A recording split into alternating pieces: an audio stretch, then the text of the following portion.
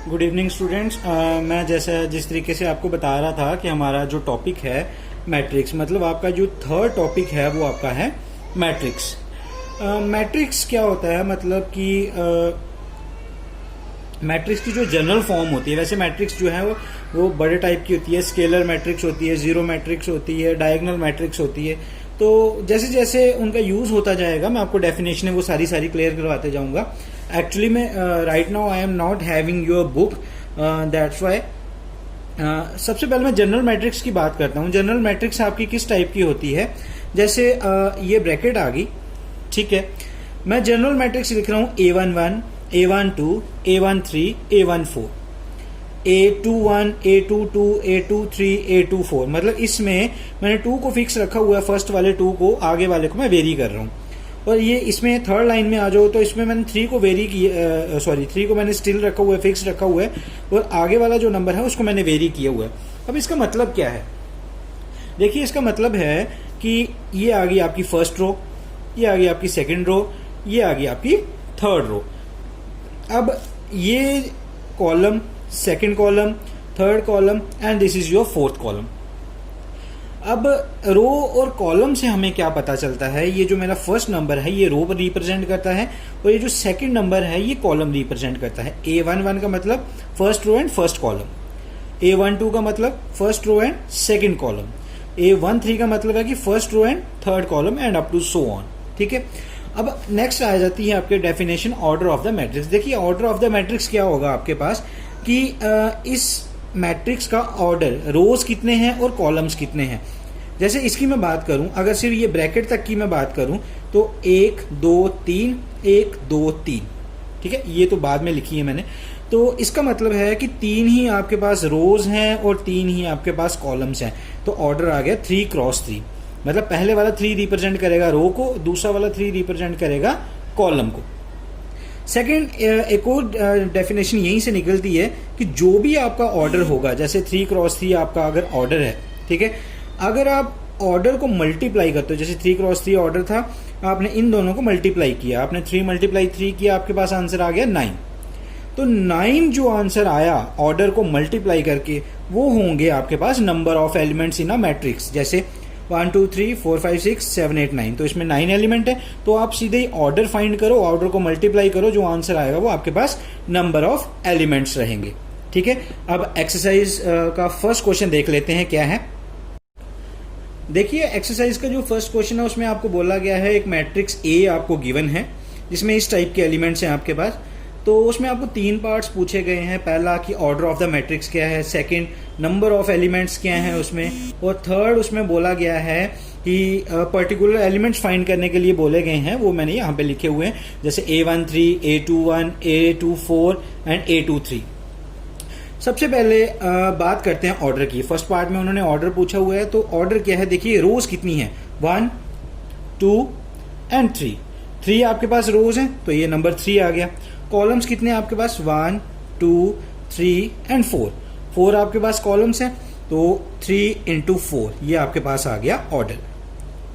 फिलहाल आप सिर्फ अंडरस्टैंडिंग कीजिए, जो मैंने वीडियोस अभी मैं पोस्ट कर रहा हूँ यहाँ से आप सिर्फ समझने की कोशिश कर रहे हैं कि कंसेप्ट क्या है, क्वेश्चन क्या है।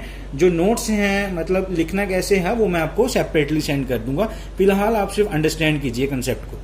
सेकेंड पार्ट में उन्होंने पूछा हुआ नंबर ऑफ एलिमेंट। तो जिस तरीके से मैंने आपको ऊपर बताया कि जो आपका ऑर्डर होगा, ऑर्डर को आप मल्टीप्लाई करेंगे, जो आंसर आएगा वो आपके पास नंबर ऑफ एलिमेंट्स होंगे। तो 3 इंटू 4 12, तो 12 आपके पास एलिमेंट्स आ गए। थर्ड पार्ट में उन्होंने ये पर्टिकुलर एलिमेंट्स फाइंड करने के लिए पूछे गए हैं, जैसे A13, A21, A24 and A23।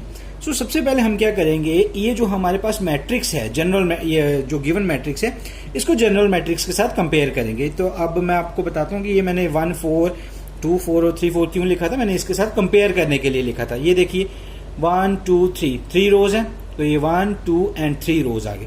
यहाँ पे 4 कॉलम्स हैं आपके पास, यहाँ पे भी 1 2 3 एंड 4 कॉलम्स हैं। तो मैं इसको इसके साथ कंपेयर करूंगा। देखिए फर्स्ट पार्ट में आपको बोला गया है A13 फाइंड करना है, तो देखिए A13 मेरा 1 2 3, मतलब ऊपर से फर्स्ट रो में थर्ड एलिमेंट होगा, तो यहाँ पे भी 1 2 3 थर्ड एलिमेंट होगा, कंपेयर कर रहे हैं ना। तो A13 आपके पास क्या मिल गया, 19। सिमिलरली A21 है, A21 आपका सेकंड रो का फर्स्ट एलिमेंट होता है, तो सेकंड रो का फर्स्ट एलिमेंट 35। इसी तरीके से सिमिलरली आप A24 एंड A23 जो है आप इसी तरीके से फाइंड आउट कर सकते हैं। Clear? Okay, question number second की तरफ मूव करते हैं। देखिए क्वेश्चन नंबर सेकंड क्या है आपके पास, उन्होंने बोला है अगर एक मैट्रिक्स में 24 एलिमेंट्स हैं तो पॉसिबल ऑर्डर उसका क्या होगा। मैट्रिक्स में अगर 24 एलिमेंट्स हैं तो उसका ऑर्डर क्या है। जैसे ये मैं पिछले क्वेश्चन पे दोबारा आ रहा हूं, अगर एक मैट्रिक्स में 9 एलिमेंट है तो पॉसिबल ऑर्डर क्या होगा, 3 into 3 हो सकता है, मतलब 3 रोज 3 कॉलम, मतलब मल्टीप्लाई करके हमारे पास आंसर 9 आना चाहिए।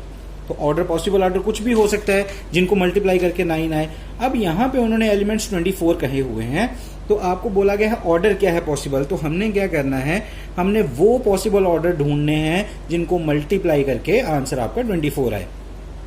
1 into 24, 24 into 1, 2 into 12, 12 into 2, 3 into 8, 8 into 3, 6 into 4, 4 into 6। तो these are the possible orders. देखिए फर्स्ट का मतलब 1 रो आ गई, 24 कॉलम्स आ गए।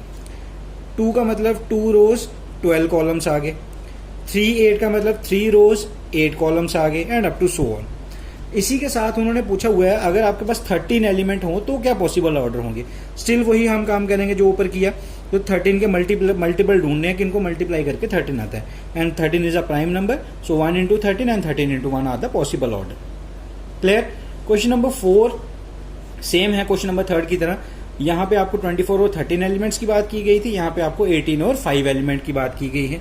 तो आई होप कि ये आपको क्लियर हो गया होगा। क्वेश्चन नंबर 4 हो गया आपके पास। क्वेश्चन नंबर 5 पे मैं मूव कर रहा हूं। क्वेश्चन नंबर 5 में क्वेश्चन नंबर 5 देखिए, उन्होंने कहा हुआ है कि कंस्ट्रक्ट करनी है आपको एक 3/4 मैट्रिक्स। मतलब आपको एक 3/4 मैट्रिक्स जो है वो कंस्ट्रक्ट करनी है। तो आपको गिवन क्या दिया हुआ है, गिवन उन्होंने ये दिया हुआ है aij equals to 1/2 mod 3i plus j। तो देखिए ये जो जनरल मैट्रिक्स मैंने आपको पीछे बताई थी A11, A12, A13, A14, इन्होंने 3x4 की बोला हुआ है ना, तो हम लेट कर लेंगे 3x4 की जनरल मैट्रिक्स। देखिए 1 2 3 रोज आगे एंड 4 कॉलम, 1 2 3 एंड 4 कॉलम्स आ गए आपके पास। ये जो मैंने A11, A12, A13 लिखा हुआ है ना, इसको हम जनरली कैसे डिनोट करते हैं, एक ही वर्ड में अगर डिनोट करना हो, aij, I for row, I denotes the row, it denotes the column। मतलब 1 1 this is 1 1, 1 2 this denote 1 2, I1 J3 1 3 and up to so on. देखिए आपको क्वेश्चन में ये गिवन है, आपको बोला गया है 3/4 की मैट्रिक्स कंस्ट्रक्ट करनी है। ठीक है, देखिए 3/4 की मैट्रिक्स कंस्ट्रक्ट करने के लिए आपको पहले जनरल मैट्रिक्स लेनी पड़ी। उसके बाद अब हम यहां पे देखेंगे कि हमें I और J चाहिए क्या। आपको A11 चाहिए तो मैंने A11 ले लिया, I की जगह 1 फिल किया, J की जगह भी 1 फिल किया। सिमिलरली यहाँ पे भी I की जगह 1 और J की जगह 1, यहाँ पे सब्स्टिट्यूट करो, 3 1 जा 3, -3 आ गया, -3 + 1 करेंगे आप -2 आएगा, लेकिन मॉड है तो मॉड की वैल्यू पॉजिटिव आ गई। ठीक है, 2 and 2 आपका कैंसिल आउट, A11 आपका 1 आ गया। सिमिलरली आपको A12 फाइंड करना है, आप यहाँ पे 1 और 2 लिखेंगे, यहाँ पे 1 और यहाँ पे 2, मतलब I की जगह आपको 1 फिल करना है और J की जगह आपको 2 फिल करना है। सिमिलरली आपको इस तरीके से सॉल्व करना है। फिर आगे I की जगह 1 और J की जगह 3, फिर I की जगह 1, J की जगह 4, फिर I की जगह 2, J की जगह 1 and up to so on, जितने भी यहाँ पे नंबर्स हैं। लास्ट में ये इस तरीके के आपके पास सारे नंबर निकल जाएंगे, A11, A12, A13 and up to so on. तो यही सारे नंबर आप दोबारा इस मैट्रिक्स में डालोगे तो सिर्फ लास्ट में लिखना है required matrix of order 3/4 is, matrix डाल दो और A11 यहाँ पे 1 था, A12 जो भी यहाँ आएगा, A13 जो भी आएगा वो आप यहाँ पे फिल करके मैट्रिक्स बना सकते हैं। ठीक है, क्वेश्चन 5 के जो हैं वो 2 पार्ट्स हैं आपके पास, दूसरा भी जो है इसी तरीके से आपको सिमिलर तरीके से सॉल्व करना है। उसके बाद क्वेश्चन नंबर 6 पे मूव करते हैं। क्वेश्चन 6 में आपको बोला गया है x, y और z की वैल्यू फाइंड आउट करनी है, जिसमें आपको इक्वेशंस जो हैं दी गई हैं। मैं फर्स्ट पार्ट सॉल्व कर रहा हूँ, बाकी आपको खुद करने हैं, समझ आ जाएंगे। देखिए फर्स्ट मैट्रिक्स ये है, सेकंड मैट्रिक्स ये है, बीच में इक्वालिटी है। देखिए मैट्रिक्स में क्या होता है, आपके पास मैट्रिक्स का एक रूल होता है कि अगर दो मैट्रिक्स आपस में इक्वल हों तो उनके कोरस्पॉन्डिंग एलिमेंट्स जो हैं वो भी इक्वल होते हैं। मतलब ये फर्स्ट एलिमेंट है, ये इस फर्स्ट एलिमेंट के इक्वल होगा, मतलब y आ गया आपका 4, ये 3 है, ये 2 है, z जो है सॉरी ये z है, z 3 के बराबर आ गया, ये x है, ये 1 है, तो x आपका 1 आ गया। देखो फिफ्थ एलिमेंट तो ऑलरेडी फिफ्थ के बराबर ही है आपके पास। तो ये रूल है, इसमें जो नोट्स मैं आपको सेंड करूंगा वहाँ पे सारा कुछ लिखा होगा। फिलहाल आप सिर्फ अंडरस्टैंड कीजिए कि दो मैट्रिक्स अगर इक्वल हो उनके कोरस्पॉन्डिंग एलिमेंट्स जो हैं वो भी इक्वल होते हैं। तो इस क्वेश्चन के आगे 4 पार्ट्स हैं, तो ये चारों आपको खुद सॉल्व करने हैं आगे। उसके बाद क्वेश्चन 7 की तरफ मूव करते हैं। देखिए क्वेश्चन 7 भी बिल्कुल इसी तरीके से है जैसे आपने अभी किया ऊपर वाला। मैं पहले क्वेश्चन लिख लेता हूं।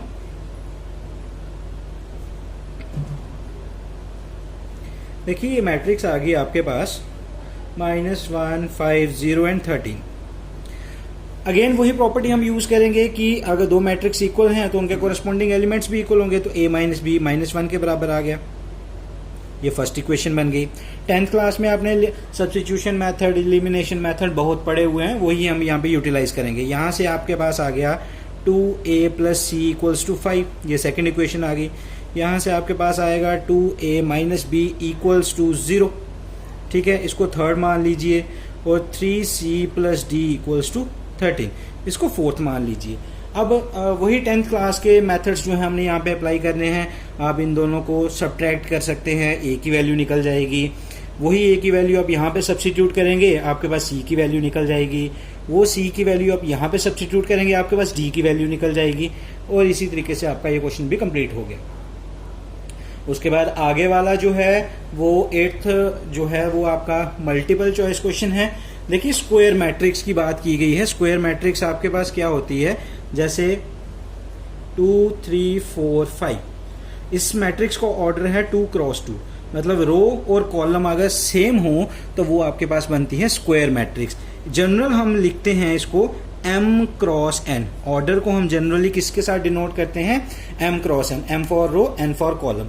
तो ये स्क्वायर मैट्रिक्स कब बनेगी, जब आपका m = n होगा, मतलब m और n दोनों इक्वल होंगे तभी ये स्क्वायर मैट्रिक्स बनेगी।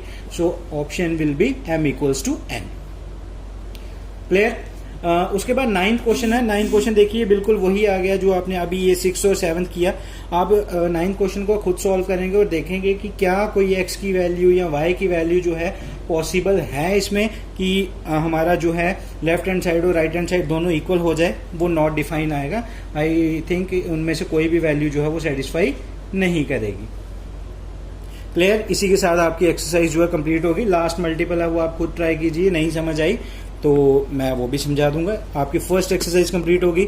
अगर किसी भी बच्चे को कोई डाउट है तो वो मुझे कॉल कर सकता है, मैं दोबारा उसके डाउट्स जो है वो क्लियर कर दूंगा, या मेरे को पर्सनली व्हाट्सएप पे मैसेज कर दीजिए कि ये कॉन्सेप्ट हमें नहीं समझ आया। क्लियर। आई होप कि क्लियर हो गया होगा आपको। नेक्स्ट हम कल शुरू करेंगे सेकेंड एक्सरसाइज। Thank you.